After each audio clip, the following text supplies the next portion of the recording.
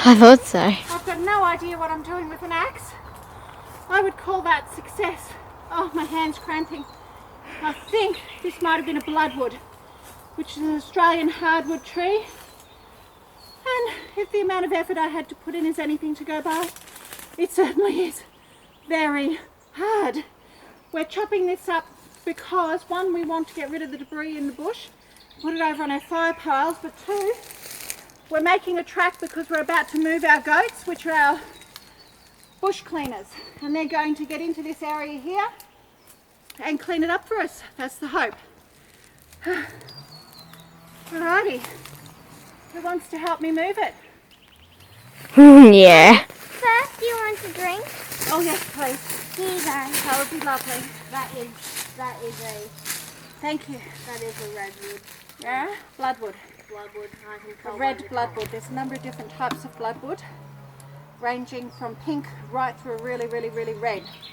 Okay, pop your stuff down. The two of you grab this and take it up to the fire pile, please. I can tell that that's bloodwood because of the bark. We have the start of a very lovely citrus grove here.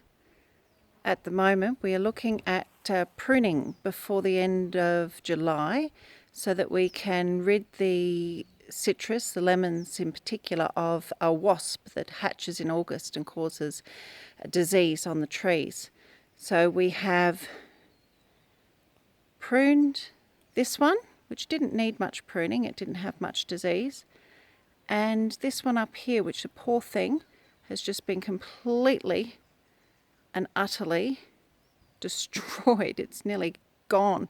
It was so big and tall and had lots of lemons on it, but we've had to cut it right back to get rid of all of this citrus wasp.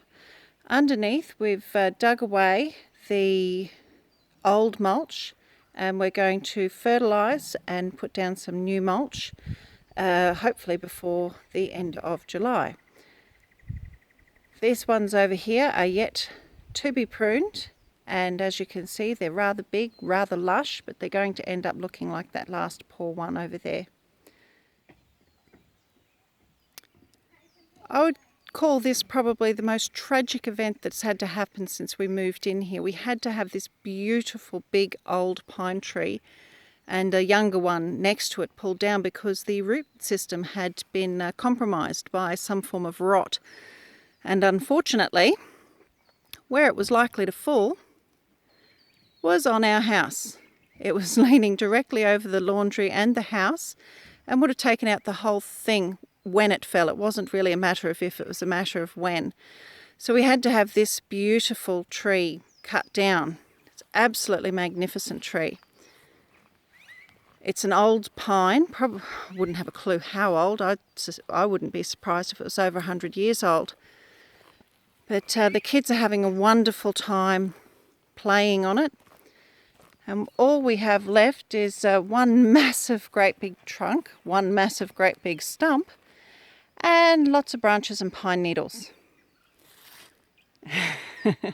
As I said, children are having a lot of fun making houses and cubbies in it.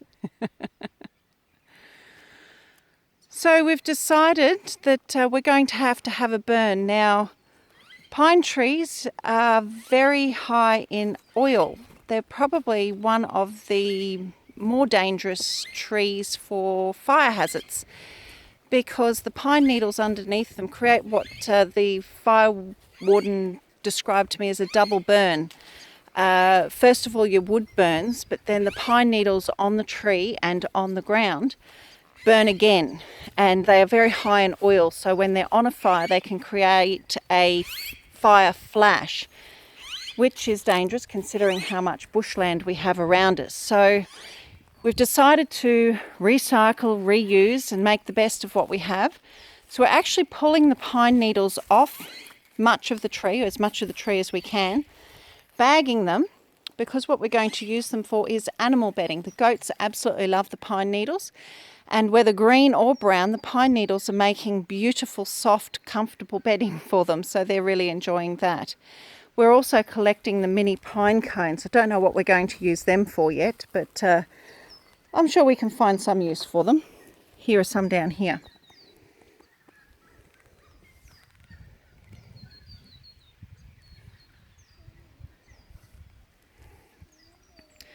With the remnants, we're going to move them over to, bit by bit, to a fire pile and burn them slowly so that we can have lots of campfire teas, which we'll cook our sausages and potatoes and corn and marshmallows and make s'mores. It'll be absolutely wonderful. The kids love it.